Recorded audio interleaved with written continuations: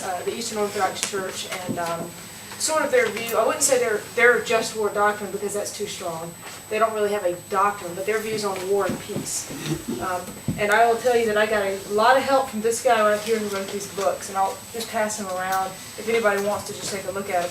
You'll notice something really strange. Same guy wrote these two books. This is an Eastern Orthodox priest in Washington, D.C., teaches at George Washington University, is an activated National Guard chaplain, full-bird colonel, who has done a number of, he actually pretty much was the chaplain who helped us set up the emergency response for the next 9/11 should it happen. Yeah, he's a pretty outstanding officer and just a really good academic kind of guy. But the interesting thing is, same priest wrote these two books, the Pacifist Option, okay, and the Virtue of War. All right, which actually says something about the Eastern Orthodox view of war and peace.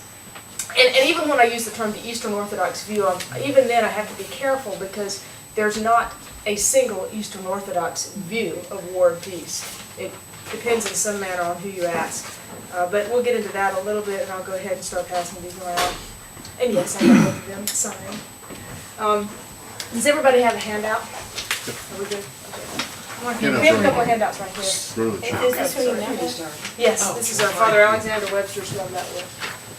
Now you have a couple of handouts, one of which is really just for you to keep, and that's what you've seen every week that I've forced you to hand back in, and that's the Just War Doctrine, the criteria, and that is the Western Just War Doctrine. Okay.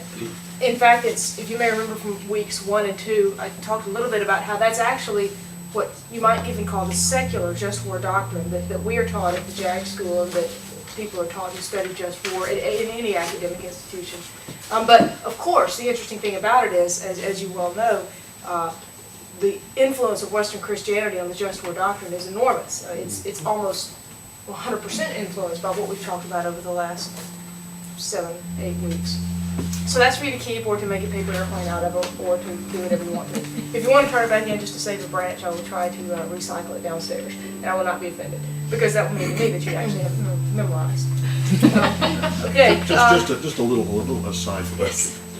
How do secular institutions like government and academia and so forth manage to come to grips with the idea that even though they're talking about just war doctrine, its roots are in religion?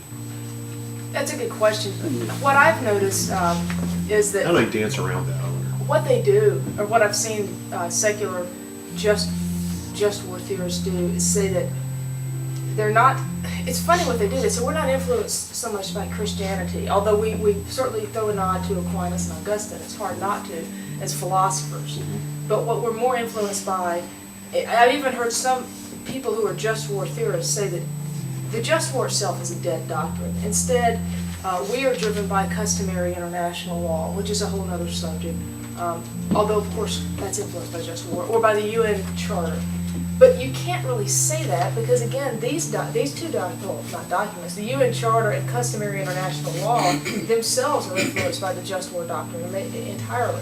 So I think that what these, a lot of times they don't really reconcile it, and if they do, they say, well, it's not really a Christian. It's not a Christian doctrine. It's been secularized. Yeah. It's a lot like evolution, where you have to ask the question, where did the first one come from? Right. Yeah. And they kind of just don't want to deal with it. So I think you said one of two things: either it's a dead doctrine, and or we revert to customary international law and the UN Charter. By customary international law, do you mean unwritten international law, like don't attack people, just for this? Customary international law, I'm going to grab an outline for myself, is that law that, this is, and you'll notice the danger of customary international law, it's that law that has been practiced by states over a period of years and thus has come to be accepted as a norm. Good, bad, or So, different. Right. But it's not like, it's not written down. Well, the only way that it's possibly written down is in international case law. For instance, the seminal case for customary international law is a case from the early 1800s dealing with a British ship that fired on an American ship called the Carolina. Anyway, and there's a big case came out of it. Could you encroach on our waters to shoot one of our ships when we're not really at war? Have you violated our sovereignty, our territorial integrity? So it's not written down as a law, but you sort of pull it out of case law international case law. International incidents.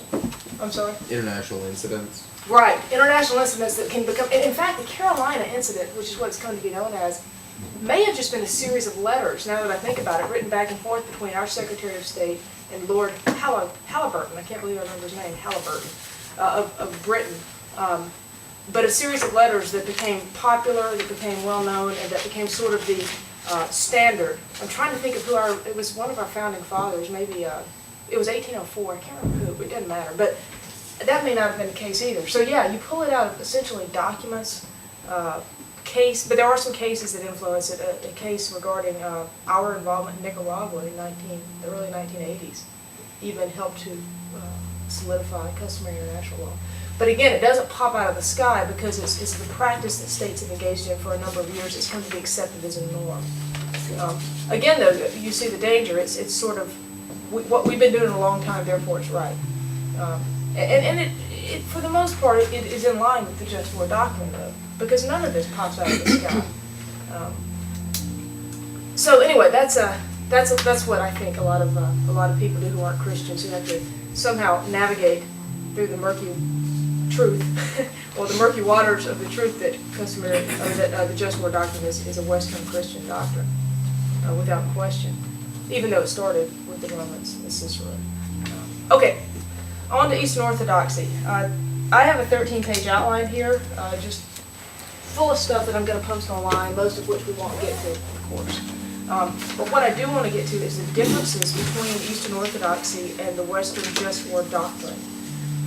And one of the things that the Eastern Orthodox Church does, and anybody please jump in, I don't care how much we actually get to, because there's so much to cover that it would just be an exercise of frustration for us to try to cover the whole outline. So if there's something that grabs folks' attention, we can stop there and camp out for a while. One of the interesting things about and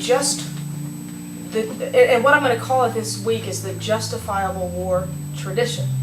Okay, that's different than what I've been saying the past 8 weeks. How's that different? Anybody remember? Tradition versus theory. Tradition versus theory. Sometimes I say theory. I try to use the term doctrine, but I do say theory a lot. Sorry. No, it's okay. I do it myself. Right. Tradition Actually, versus doctrine. and it's working backwards rather than forward. You're right. There's war, and how do we justify it or not justify it? Well, okay, all right, now, and you're talking about, that's the other word, is just versus justifiable. What do you think is the difference? And the term justifiable war or justified war was actually coined by Paul Ramsey, who was a Methodist minister, who was sort of a neo-Augustinian. But the Eastern Orthodox Church has sort of taken that as their own term, or some Eastern Orthodox theologians. I have to be careful saying the church, because again, there's not unlike the Roman Catholic Church that just put it in their catechism that we are just war people, and has carved out a pacifist exception. The Eastern Orthodox Church has nothing like that. They're much more, they're much less systematic. Systematic to the Eastern Orthodox Church is not necessarily something you want to do, because the faith is mysterious. The faith is, there's a lot of antinomy or tension in the Christian faith, and so to try to nail it down too much is to try to nail down God a little too much. It's sort of how I understand the Eastern Orthodox Church. So again, I have to be careful saying the church's position. But it's not even an integrated church. It's a series of national churches, isn't it? So it's a lot more like the Anglican Communion. Right. I think you're right, Father. It's a lot more like the Anglican Communion. But again, the idea of a justifiable war tradition indicates a tradition versus a doctrine, which again is something that you have to pull out, kind of like customary international law in the sense of how you figure out the tradition. You pull it out of 6 sources, and I'll name the sources a little bit later on. But it's not written down. It's not simple to find in an Eastern doctrine for the reason Father had mentioned. But the justifiable versus the just. This is a fascinating point to me. When you say a war is just versus justifiable, what's the difference there? What's the difference? You've already gone through all the steps of just war to determine that making this war is just. Justifiable sounds like you're looking at this, as I said before, backward and coming up with reasons why it is. Or not. Or not. I'd even go one step further. I would say a just war is a required war, Yeah. You're right. where justifiable is optional. Right. Right. A just war could be a moral necessity. Yeah. Yeah. Because what's the opposite of a just war?